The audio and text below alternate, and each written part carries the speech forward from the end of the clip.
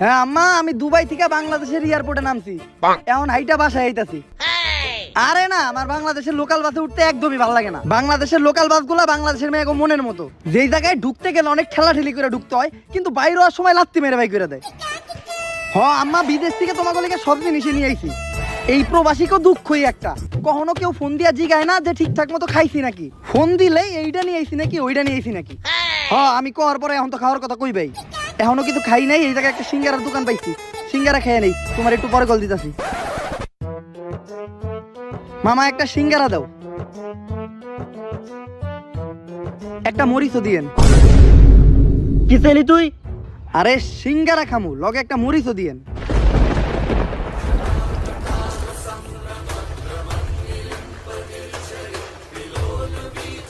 তুই কোন দেশের প্রেসিডেন্ট হইছস যে সামান্য একটা সিঙ্গার লগে তুই মরিচ খাবি?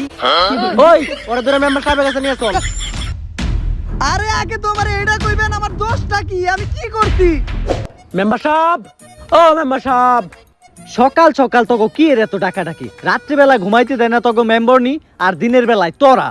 কি হইছে তোকে, কি নিয়ে সালিশ? মেম্বার সাহেব সিঙ্গারা খাওয়া লাগে মরিচ চাইছে। কি সামান্য একটা সিঙ্গারা খাওয়ার লিগে মরিচ চাইছে? দে মরিচ আর পিছন দে বইরে দে। না মেম্বার সাহেব, মরিচের পিছন দিয়ে বইরে দেন যাবো না, কারণ মরিচের অনেক দাম। যদি দিতে মন চাই তাহলে আমার পিছন দিয়ে দেন, ওটা বাইরে করে ধুয়ে আমি আবার তরকারি দিয়ে দেবনি। এই বিষয়টা নিয়ে আবার সালিশ হইতাছে কে? আমি তো সামান্য একটা মরিচই চাইছিলাম। সামান্য মরিচ মানে? বর্তমানে মরিচের যে দাম তুই জানোস না? বাংলাদেশের সাধারণ কোনো মানুষ মরিচ খাইতে পারে না। বাংলাদেশের হাতে গোনা কয়েকজন ধনী ব্যক্তি মরিচ খাইতে পারে। আমি আমার সমস্ত জায়গা সম্পত্তি বিক্রি কইরা শুধুমাত্র একটা মরিচের পাতা কিনছি। প্রতিদিন তরকারি রান্না করার আগে ওই মরিচের পাতা তরকারিতে চুবাই, পরে ওই তরকারি আমরা খাই। পরে ওই মরিচের পাতায় আবার ফ্রিজে রাখা দেই, পরের বার তরকারিতে চুবামো দেইখা। এইভাবেই চলতেছে বাংলাদেশের মানুষের মরিচ ছাড়া জীবন। কি বাংলাদেশে এত কিছু ঘটে গেছে? আমি তো আগে জানলে দুবাই থেকে স্বর্ণ না নিয়ে একটা মরিচের গাছ নিয়ে আইতাম। তার মানে তুই বাংলাদেশে ছিলি না? যা, এবারকার মতো তোর মাফ করে দিলাম।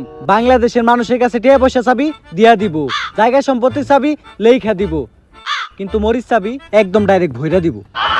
তাই মরিচ চাওয়ার মতো ভুল দ্বিতীয়বার আর করিস না। ঠিক আছে মেম্বার সাহেব। কই গো মেম্বার নি, ডাল খাইতে মন চাইছে, ফ্রিজ থেকে মরিচের পাতাটা বাইর করো, একটা চাটা দেই। অনেক খোঁজার পর শুধু এক পিসি পাইছি। কই মালটা দে। আগে টাকা ধরেন, চেক করে লন মালটা ঠিকঠাক আছে কিনা।